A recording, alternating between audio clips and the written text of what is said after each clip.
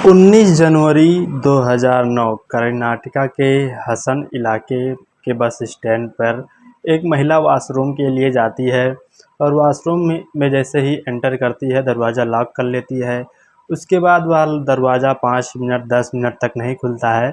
तो वहाँ के जो और भी व्यक्ति औरत लेडीज़ थी कर्मचारी थे वो लोग दरवाज़ा खटखटाने लगते हैं। उसके बाद भी दरवाज़ा नहीं खुलता, लगभग आधे घंटे का समय बीत जाता है। उसके बाद वहाँ के जो लोग थे उन्होंने पुलिस को कॉल कर दिया और पुलिस को जैसे ही कॉल किया वहाँ पर तुरंत पुलिस पहुँच गई और वहाँ की परिस्थिति देखकर पुलिस ने तुरंत उस दरवाज़े को तोड़ दिया। जैसे ही दरवाज़े को पुलिस वालों ने तोड़ा तो वहाँ पर देखा कि जो महिला अंदर गई थी वह वहाँ पर गिरी पड़ी हुई है, मरी पड़ी हुई है और उसके जो मुंह से झाग निकल रहे हैं वाइट कलर के। ऐसा लग रहा है उसने जहर खा के आत्महत्या कर ली है या उसे किसी ने जहर खिला दिया है। वहाँ के जो व्यक्ति थे वह देख बहुत ही हैदंग रह गए और एक प्रकार से कहें डर सा गए। लेकिन पुलिस के लिए ये आम बात थी क्योंकि कर्नाटका में 2009 से लेकर 10 तक ऐसे बहुत सारे केस पुलिस वाले को देखने को मिलते थे क्योंकि हर कोई लेडीज़ जो रहती है वह बस स्टैंड पर जाती है, वॉशरूम वगैरह में जाती है और वहाँ पर जहर खा लेती है या किसी के द्वारा खिला दिया जाता है और उसके मुंह से वाइट झाग निकलते हैं। पुलिस के लिए यह आम बात एक प्रकार से कहें तो हो चुकी थी उस समय। तो आखिर कौन था जो कर्नाटका के अलग अलग बस स्टैंडों पर इन महिलाओं की हत्या कर रहा था? इस कहानी की मर्डर मिस्ट्री असल में क्या है और इस कहानी में पुलिस जिस पर भी शक करती थी, जिसे भी पकड़ती थी, वो कहीं गायब हो जाता था या उसकी हत्या की कर दी जाती थी। इस कहानी में बहुत ही रोचक और मिस्टीरियस बातें हैं, इसीलिए इस कहानी में अंत तक ज़रूर बने रहिएगा। और कहानी शुरू करने से पहले आप सभी से एक छोटी सी रिक्वेस्ट है, अगर आप सभी लोग चैनल पर नए हैं तो चैनल को सब्सक्राइब, वीडियो को लाइक और वीडियो को ज़्यादा से ज़्यादा शेयर करें और कमेंट में अपना नाम लिखना ना भूलें, कहाँ से हैं ये ज़रूर बताएं। तो चलिए फिर शुरू करते हैं। इस कहानी की पूरी शुरुआत 13 जनवरी 2009 से शुरू होती है। कर्नाटका के एक गांव में 22 साल की लड़की रहती है जिसका नाम अनीता रहता है। वह घर से भाग जाती है और जब घर से भागती है तो अपने घर से पूरा सोना पैसा लेकर भागती है और उसी दिन उसी गांव से एक मुस्लिम लड़का भी गांव छोड़कर कहीं चला जाता है। इसके बाद सभी लोग शक करने लगते हैं कि दोनों लोग साथ गए होंगे। तो उसके बाद सभी लोगों ने पुलिस स्टेशन में रिपोर्ट दर्ज कराई और बताया कि यह एक मुस्लिम लड़के के साथ भाग चुकी है। पुलिस ने शुरुआती जांच में कहा कि नहीं, ऐसा तो नहीं हो सकता कि उसी के साथ गई हो, लेकिन ये मामला हिंदू मुस्लिम का था और लोगों का प्रेशर भी था, तो पुलिस भी एक्शन में आ जाती है और जो लड़की है उसको ढूंढना शुरू कर देती है, साथ में लड़कों को भी ढूंढना शुरू कर देती है। उसी बीच 19 जनवरी 2009 को जब हसन इलाके के बस स्टैंड में जो लाश मिली थी वह किसी और की नहीं बल्कि 22 साल की जो अनीता थी उसकी मिली। जैसे ही उसकी लाश मिली तो पुलिस ने सोचा कि इसकी हत्या जो है वो मुस्लिम लड़का किया होगा, इसके साथ आई थी, मुस्लिम लड़का इसकी हत्या करके भाग गया होगा। उसके बाद उस मुस्लिम लड़के को भी बहुत ही जल्द ढूंढ लिया जाता है। जैसे उसको ढूंढ के पकड़ा जाता है, उससे जब पूछताछ की जाती है तो वह बताता है कि नहीं, ये मैं अनीता नाम की किसी लड़की को नहीं जानता हूँ, मैं अपने गांव से कुछ काम के लिए 2-3 दिन के लिए घर से गया था, इसीलिए लोगों ने अफवाह फैला दी। और उसने पूरे सबूत दिए कि मैं घर से जब गया था और जहाँ था काम से, पूरा सबूत दिया तो पुलिस को यकीन हो गया कि यह लड़की इस लड़के के साथ नहीं गई थी। उसके बाद उस लड़की को छोड़ दिया जाता है। उसके बाद पुलिस जो ये सुनीता होती है उसकी पूरी जांच पड़ताल करती है, इसका मोबाइल नंबर निकलवाती है, उसको जांच करती है तो पता चलता है कि जो सुनीता नाम की लड़की थी किसी कावेरी नाम की लड़की से बहुत देर तक, कई घंटों तक बात किया करती थी। जब पुलिस को यह पता चला तो वह कावेरी की तलाश में जुट गए। लेकिन जैसे ही वह कावेरी की तलाश में जुटे तब पता चला कावेरी भी मिसिंग है, 6 महीने से वो भी मिसिंग चल रही है। उसके बाद पुलिस ने जब कावेरी के नंबर की कॉल डिटेल्स निकाली तो पता चला कि जो कावेरी है वह किसी पुष्पा नाम की लड़की से कई घंटों तक बात किया करती थी। जब पुष्पा की छानबीन शुरू की गई तो पता चला कि पुष्पा भी 8 महीने से मिसिंग चल रही है और वह भी गायब है। पुलिस के लिए यह केस बहुत ही बेजीता हो जा रहा था, जितना भी ढूंढते थे और कहीं ना कहीं कुछ ना कुछ ज़रूर निकल जाता था और बहुत ही बेजीता केस बनता जा रहा था ये। उसके बाद पुलिस इसी पैटर्न को फॉलो करते हुए जो अलग अलग 20 मोबाइल नंबरों की कॉल डिटेल निकलवाई।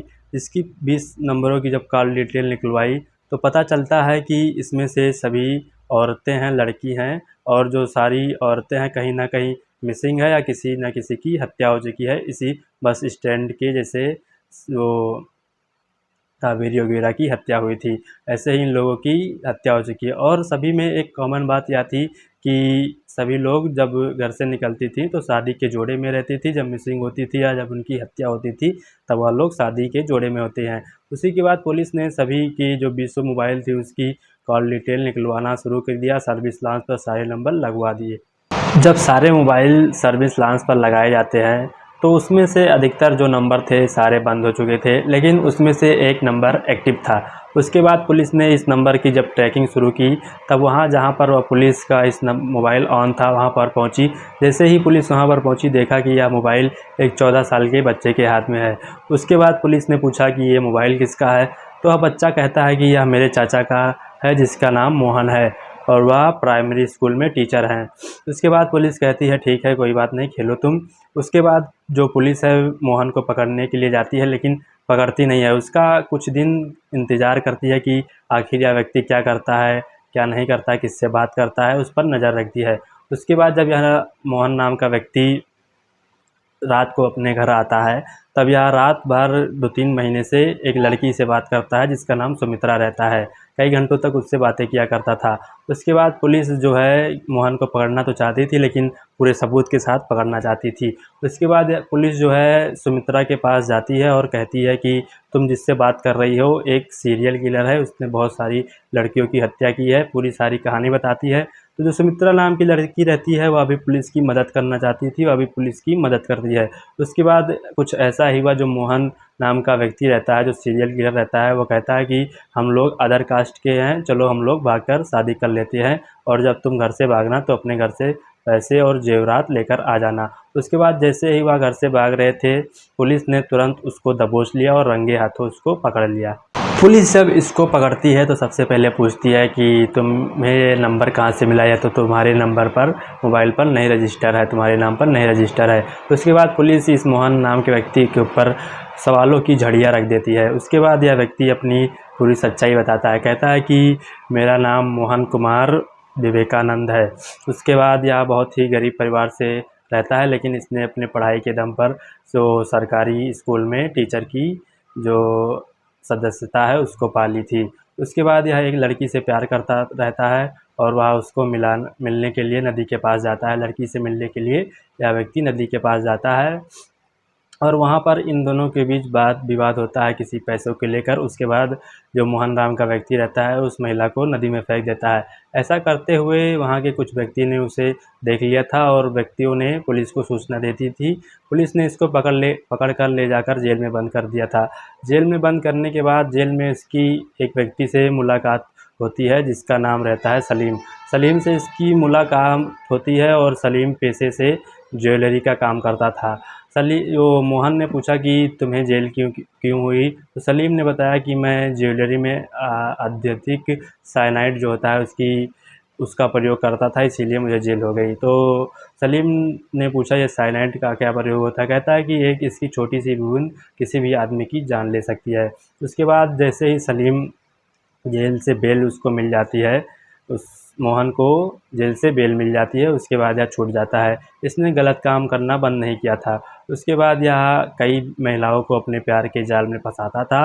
उसके बाद उनसे बातें करता था, शारीरिक संबंध वगैरह सब बनाता था और शादी का बहाना देकर उन्हें अपने घर से ज्वेलरी और पैसे लेकर आने को कहता था और एक ये जो साइनाइड की गोली होती है महिला को दे देता था, कहता था कि खा लो तुम प्रेग्नेंट नहीं होगी। तो जो महिला लोग इसको खा लेती थी तो वॉशरूम में जाती थी तो उनको इनकी मौत हो जाती थी और किसी को भी शक नहीं होता था। सभी लोग सोचते थे कि यह महिला ने आत्महत्या की होगी और पुलिस भी यही सोच में रहती थी क्योंकि महिला जो थी सभी लोग शादी के जोड़े में रहती हैं तो पुलिस भी सोचती है कि यह लोगों ने आत्महत्या की। इसीलिए यह व्यक्ति इतने दिनों से पकड़ा नहीं जाता था, इसीलिए इतने दिनों से घूम रहा था। लेकिन आखिरकार जो सुनीता के सुनीता केस था उसमें पकड़ा जाता है, क्योंकि सांप्रदायिक मामला था और पुलिस के ऊपर भी जोर पड़ रहा था। तो पुलिस की पूरी जो जांच है वो की जाती है, उसके बाद यह व्यक्ति पकड़ा जाता है। दोस्तों, यह कहानी सुनाने का उद्देश्य हमें किसी को परेशान करना नहीं, हताश करना नहीं। यह कहानी सुनाने का उद्देश्य हमें आपको जागरूक करना है, मोटिवेट करना है, और जहाँ भी रहे सावधान रहे, सतर्क रहे। और आप लोग देखने को मिल जाएगा, ये तो पुरानी घटना हो चुकी है, लेकिन ऐसी बहुत सारी नई नई घटनाएं हमारे दुनिया में, हमारे देश में देखने को मिल जाएगी। इसीलिए आप लोग जहाँ भी रहे सावधान रहे। इस वीडियो को हम लोग कर रहे हैं प्रिंट। अगर आप सभी को वीडियो पसंद आई हो तो चैनल को सब्सक्राइब, वीडियो को लाइक और वीडियो को ज़्यादा से ज़्यादा शेयर करें। धन्यवाद।